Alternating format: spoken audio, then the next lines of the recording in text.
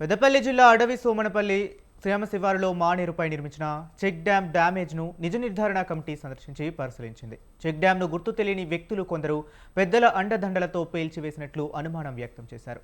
Police అధికారులు విచారణ చేసి దోషులను శిక్షించాలని నిజ నిర్ధారణ కమిటీ డిమాండ్ చేసింది. పెద్దపల్లి జిల్లా కాల్వ శ్రీరాంపూర్ మండలంలోని హుసేన్ బియా వాగుపై నిర్మించిన చెక్ డ్యాంను కూడా ఇదే విధంగా పేల్చేశారని పేర్కొన్నారు.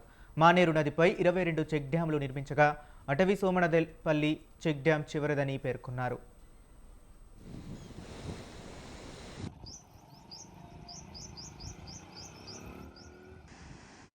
టీఎంసీఎఫ్టీ కెపాసిటీ కలిగిన చెరువు చెక్ డ్యామ్ రిజర్వాయర్ మొత్తంగా 2 రోజుల్లో ఖాళీ అయిపోయింది. నిజానికి వరద వస్తే కొట్టుకపోతే కనుక డెబ్రిస్ కిందికి రావాలి.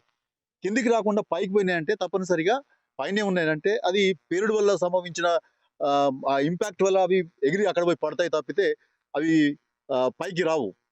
కూలిపోయినప్పుడు సహజంగా కూలిపోయినప్పుడు వరద కూలిపోయినప్పుడు కిందికి రావాలి, అవి కిందికి కొట్టుకొని రావాలి. కానీ ఆ రకంగా మన కింద చూసినప్పుడు ఎటువంటి డెబ్రిస్ మనకు కనబడతలేవు, అక్కడ డెబ్రిస్ కనబడుతున్నాయి. సో ఈ ఒక్క ఎవిడెన్స్ చాలు మనకు. తర్వాత రెండు మొత్తం కొట్టుకపోయిన చోట్ల 2 ఓపెనింగ్స్ ఉన్నాయి చూడండి మీకు. ఇంకా అక్కడికి పోతే ఇంకెన్ని క్రాక్స్ ఉన్నాయి, ఎన్ని ఓపెనింగ్స్ ఉన్నాయి అనేది మనకు స్పష్టంగా అర్థమయ్యే అవకాశం ఉంటుంది. కానీ మనకున్న ప్రాథమిక నివేదిక ప్రకారం తప్పనిసరిగా అది పేలుడు వల్ల సంభవించిన సంఘటన అనేది మనకు అర్థమవుతున్నది. సాధారణంగా వరదలు వచ్చినప్పుడు అక్కడక్కడ చెక్ డ్యామ్స్ అనేటి కూలిపోతుంటాయి. ఇక్కడికి పైన కూడా 2 చెక్ డ్యామ్స్ మనకు మోరంచ వాగుకు పెద్ద ఎత్తున క్లౌడ్ బర్స్ట్ అయి వరదలు వచ్చినప్పుడు గత సంవత్సరం 2 చెక్ డ్యామ్స్ కూడా కూలింది మనం చూసాం. వావిలాల దగ్గర కూడా ఆ చెక్ డ్యామ్ నీళ్లు ఎక్కువ రావడం వల్ల వరదల్లో దెబ్బతినడం మనం చూసాం. కానీ తనువులదును ఇక్కడ ఉన్న చెక్ డ్యామ్ ఇవి రెండు ఆ రకంగా వరదల్లో దెబ్బతిన్నాయి కాదు. ఇది ఎందుకంటే దాదాపు 12 లక్షల క్యూసెక్ల వరద వచ్చినా కూడా ఈ చెక్ డ్యామ్లకు ఏం కాలేదు.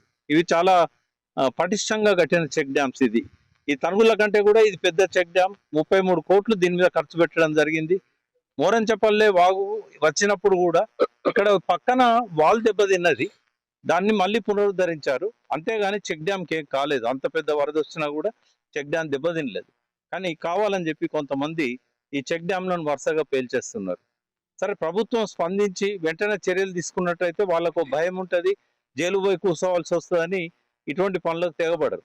ఖచ్చితంగా ఇది దుష్ట చర్య. కావాలని చెప్పి పేల్చేశారు.